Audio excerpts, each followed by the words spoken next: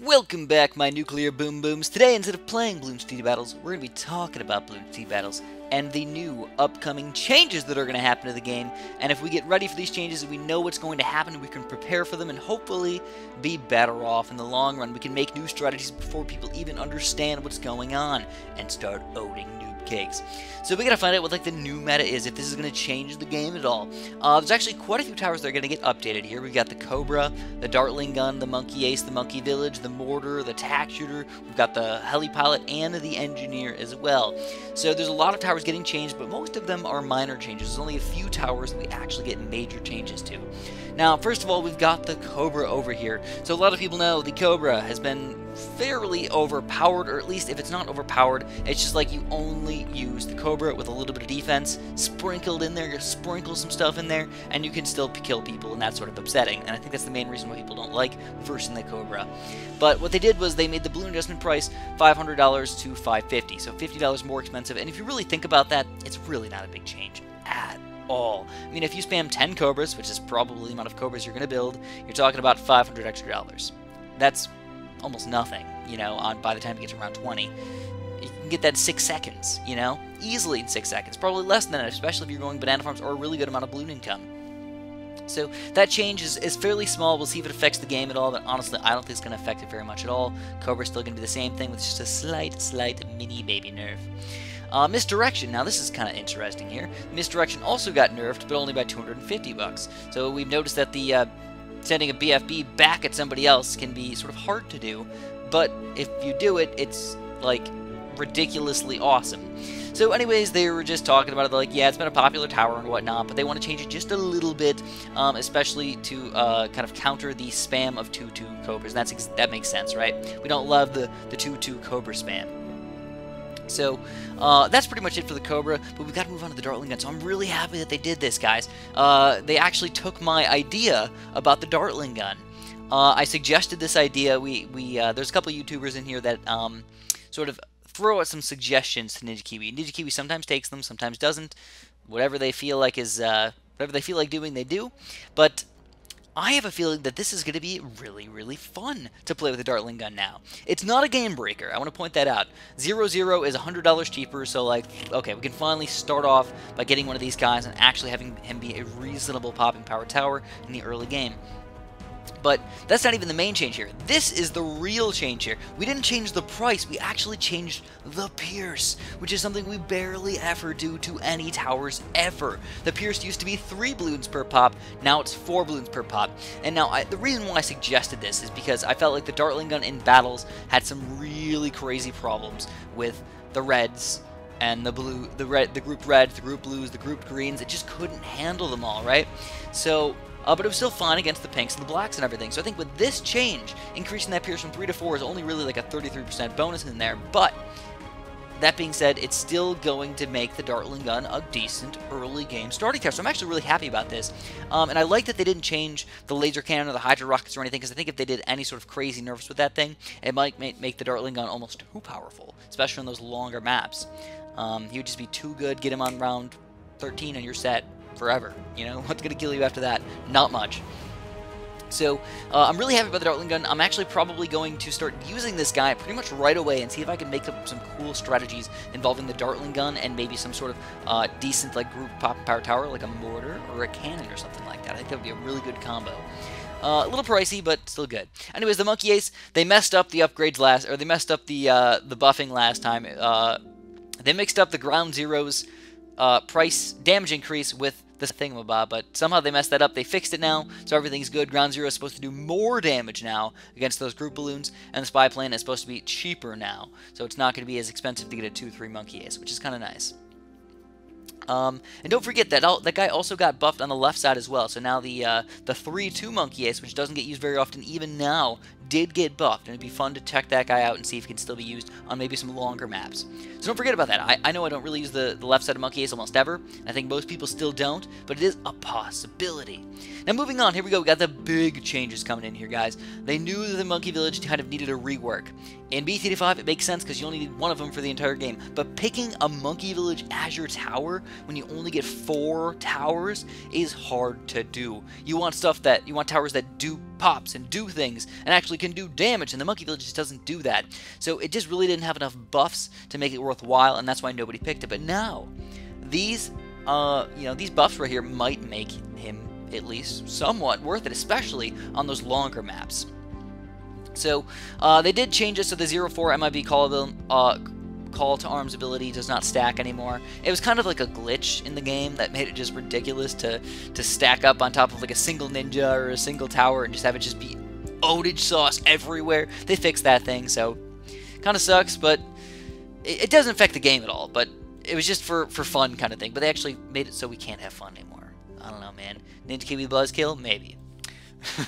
I never actually did it, by the way. I just saw some videos on it. So the 0-0 Monkey Village now is down to 1250. So this might come into play with the Cobra strat. I gotta point that out really quick. One of the only strategies that I've seen with the Monkey Village is with the Cobra. You get a Cobra, a Boomer, and a Village, and and especially with 3-0 boomerangs. 3-0 boomerangs with a couple 2-0 Cobras, I think that's going to be a really strong meta these days. So try that out, guys. See if it works for you. I think it's going to be really freaking good with these Monkey Village buffs right here. But we also got Jungle Drums is cheaper as well. So now we can get a really nice bonus speed over here as well for just 1,300 bucks. Like, it's not a huge change, but like when you have small changes like this, 250 bucks, 200 bucks there, 550 bucks to get Jungle Drums cheaper, I'll take that thing. And then on top of that, the Monkey Fort price decreased from 900 to 600. Now this does not seem like a good change. It's like, whatever, who uses Monkey Forts? But this is going to make some strategies possibly freaking amazing. Again, with the Cobras, you have a 0-1 Cobra, or a 0-0 Cobra can pop 2 balloons per shot, right? That's no big deal. It can just pop blue balloons. You can make it so this guy, some Cobras underneath this Monkey Village can now pop 3 balloons per shot. What? 3 pierce? Yes, I know. It is ridiculous. Actually, I don't even know if that works that way. You know what? I'm not sure. I might have to. I'm not sure. I want to test that out now, because normally what it does is the Super Monkey and a Dart Monkey both have like 0 pierce per shot. I don't actually, you know what? I'm going to take that back. I don't think that makes the Cobras more powerful. I need to test that out. I never thought about it. I just came in my brain right now. But okay, so I feel bad. I feel bad for telling you guys that. But anyways, hold off on that for a couple minutes. Maybe it's not as powerful as I think, but it will make things like the Dartling gun more powerful. Now, when you get a 0-1 Dartling gun, instead of getting 3 to 4 pierce, now it's going to be 4 to 5 pierce for 0-1 Dartling guns. That's a big chunk of pierces right there for a pretty cheap price of Monkey Villages. So spamming those 0-1 and 1-1 Dartling guns might be a really powerful strategy. And I mean, 600 bucks, dude. If you're gonna get a Monkey Village, you're gonna buy that thing. It's gonna be only $1,850 to get a 0-1 Monkey Village over here. That's pretty ridiculous. Beyond that, though, and also you got to keep in mind the 3-0 boomerangs as well are gonna be really freaking good with this strategy, because this this upgrade also really helps out with the glaives. Just having a Monkey Village in general helps out a bunch with 3-0 boomerangs. So watch out for that as well. And then this really doesn't matter at all. 0-3 Monkey Intelligence Bureau, 4,300 to 4,000. So whatever, man. Okay, so this is actually a positive change. All right, I have noticed this. It's not a huge change. It's just something to note. The 4-0 big one has been increased from 6,000 to 7,500. So for those people that are trying to defend $10,000 regen Rainbow Rushes on round 13 and 14, might not be able to do it with the Ninja Mortar strategy anymore. They used to just sell their 4th tier Ninja, get a big one, pop all the regen rainbows, and then they survive. 7,500 bucks though, that's going to be a little bit harder to afford. So it's still a possibility, but it's definitely going to be tougher for us. Also, in the late game, the big ones were like really strong against all the regular ceramics and group balloons coming out against you. Basically, once you got one of those guys, you knew you were not going to die to grouped balloons. This might make him a little bit harder to get, but it's not even a huge nerf or anything like that. It's just a minor nerf. Shouldn't affect the Mortar all that much, but it does need to be noted, at least. We still got a couple more to go, though. Ooh, baby, here we go. I'm pretty sure that this is another suggestion from the big bad Super John Bombo that might have been initiated here. At least I did put this out there, and I was telling this to people, and I hope that they listened to me. I don't know. But here we go. We had the 0-3 blade shooter here. The pierce increased from 2 to 3. So last update, we made the price lower for the blade shooter. Now the price doesn't get affected in this one. They didn't make it higher again, but they did increase the pierce from 2 to 3. So now this guy is finally going to be decent against the grouped balloons. Normally, tack shooters, you can only get a ring of fire or a blade maelstrom. That's really all you got. 3-0 tack shooters are like, meh. 2-0 tack shooters, meh. You really just can't use them all that much. Blade shooters, meh. You just don't use them anymore in this game. But with this guy, we could have some really nice, good grouped popping power in the early game for fairly cheap. And also the blade shooters, still not bad against pink and black balloons. So definitely something to think about here, guys. Blade shooters, tack shooters might be brought back at least a little bit. I'm glad we're getting some buffs on some of these sort of worst towers in here. Alright, moving on to the heli palette over here. Doesn't really matter. Support Chinook ability, timer, now, blah, blah, blah, blah, blah. Alright. Overclock ability, cooldown timer now starts upon tower selection rather than as soon as the screen opens. Okay, blah, blah, blah. So basically all they're doing is they're saying that instead of pressing the ability and then having the cooldown start and then doing all the things with your heli palette, now what's going to happen is you're going to have to click the heli palette, use the ability, actually do the ability, actually move the thing, and then the cooldown timer will start. So realistically, you're getting slower cooldown timers on these abilities. Does that affect the game whatsoever at all? No. I don't think anybody's even using the support Chinook. I don't even think anybody's using the overclock ability. So, and I think what's probably happening here is they're getting ready for some sort of crazy changes to the abilities. I think that they're probably going to make the Chinook a little bit cheaper and possibly make the overclock ability a little bit cheaper in the next update, or maybe in the next few upcoming updates. So, they wanted to make sure that this was just all set up and even with every single other tower in the game. And that makes sense. So, that's pretty much it, guys. That's all the changes for Update 4.3. The big hitters here, guys, are that the Dartling gun got buffed quite a bit. The Monkey Village got buffed quite a bit. There's a couple nerfs. It was kind of good. It was a good mixture of buffs and nerfs, I think. Didn't break the game, not changing the meta of every single tower in here, but changing a couple things to make the things that aren't good sort of good, and the things that are way too good at least a little bit lower. I'm still missing out on one nerf, though. There's one thing that I need them to change in the game for Chris to be happy.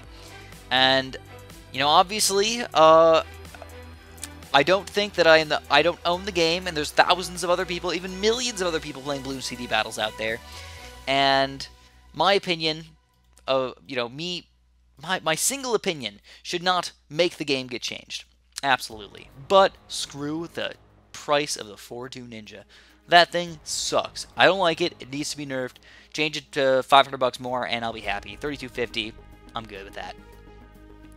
Other than that, though, I'm actually pretty happy with how things are going right now. I'm really excited to test out some of these new upgrades. Blade shooters and Dartling guns are going to be two towers that I really want to test out. And then the Monkey Ace is actually going to be a little bit more powerful here, guys.